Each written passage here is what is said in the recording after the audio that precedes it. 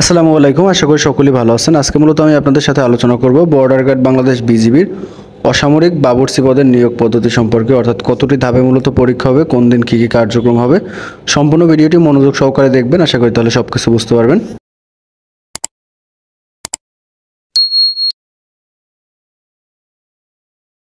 তো এই সংক্রান্ত পূর্বে একটি ভিডিও আমি আপনাদেরকে দিয়েছিলাম, তারপর আপনারা আবার নতুনভাবে আপডেট জানতে চাইছিলেন, এই জন্য মূলত নতুনভাবে ভিডিওটি তৈরি করা হয়েছে।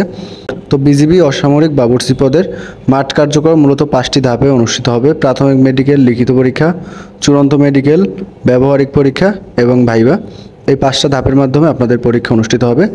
তো আপনাদের অনেকের ফোনে কিন্তু ইতিমধ্যে এসএমএস চলে আসছে, এবং যাদের ফোনে এসএমএস আসেনি তাদের ফোনেও খুব শীঘ্রই এসএমএস চলে আসবে, কারণ সবগুলো জেলার মাঠ কিন্তু একসাথে হবে না, এজন্য মূলত এসএমএস আসতে অনেকের একটু দেরি হবে। তো প্রথম দিন আপনাদের হবে প্রাথমিক মেডিকেল। তো আপনাদের অনেকের প্রশ্ন হতে পারে যে প্রাথমিক মেডিকেলে মূলত কী কী হবে। প্রাথমিক মেডিকেলে মূলত আপনাদের হাত পা চেক করবে, আপনাদের ওজন উচ্চতা নেবে, এছাড়া কিন্তু অন্য কিছু হবে না, শুধুমাত্র এতটুকুই দেখা হবে।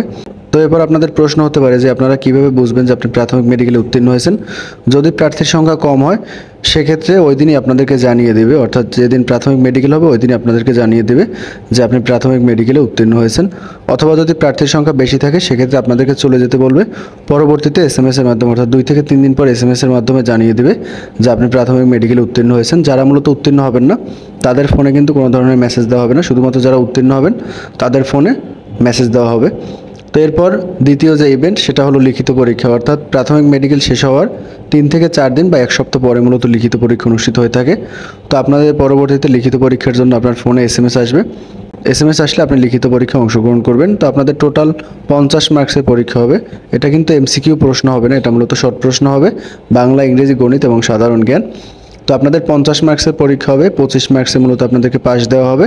এরপরে আপনারা মূলত যারা লিখিত পরীক্ষা উত্তীর্ণ হবেন পরবর্তীতে আপনাদেরকে এসএমএস দিয়ে জানিয়ে দেবে যে আপনাদের ব্যবহারিক পরীক্ষা, চূড়ান্ত মেডিকেল এবং ভাইভা পরীক্ষা কবে হবে। ব্যবহারিক পরীক্ষার জন্য যখন মেসেজ আসবে তখন মূলত সকল কাগজপত্রের মূল কপি এবং ফটোকপি সাথে নিয়ে যাবেন। তো মাঠে মূলত কী কী কাগজপত্র নিতে হবে সেই বিষয়ে পূর্বে আমার চ্যানেলে একটা ভিডিও আপলোড দেওয়া আছে, আপনারা চাইলে সেখান থেকে দেখে নিতে পারেন। প্রাথমিক মেডিকেলের দিন এবং লিখিত পরীক্ষার দিন কিন্তু কোনো কাগজপত্রের প্রয়োজন হবে না, শুধুমাত্র অ্যাডমিট কার্ড নিয়ে যাবেন। যেদিন মূলত আপনাদের ব্যবহারিক পরীক্ষা হবে, অর্থাৎ শেষের দিন মূলত ব্যবহারিক পরীক্ষা, চূড়ান্ত মেডিকেল, ভাইভা পরীক্ষা একসাথে হবে, সেক্ষেত্রে ওই দিন আপনাদের সকল কাগজপত্রের মূল কপি এবং ফটোকপি নিয়ে যাবেন।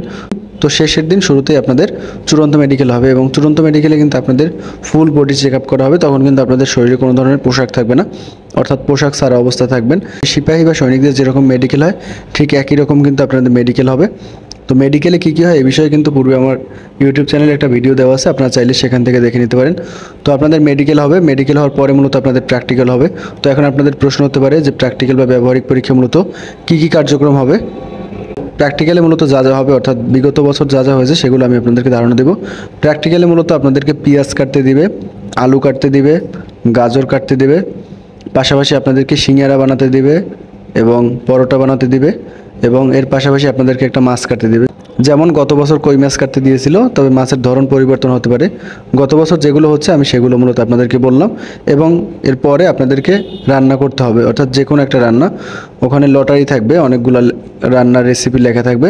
তো লটারি উঠানোর পরে আপনার লটারিতে যেটা ওঠে সেটা হতে পারে মুরগির মাংস, গরুর মাংস, আপনাকে রান্না করা লাগতে পারে। তো আপনার মূলত ওখানে মূলত লটারি সিস্টেম থাকবে, লটারিতে আপনার যে খাবারের নামটা আসবে সেই খাবারটা আপনার রান্না করতে হবে, এবং এটা কিন্তু আপনি একা রান্না করবেন না, অর্থাৎ প্রত্যেকটা গ্রুপে 2 জন থাকবে, 2 জনে মিলে মূলত ওই রান্নার রেসিপিটা কমপ্লিট করবে। এবং সর্বশেষ হবে ভাইভা।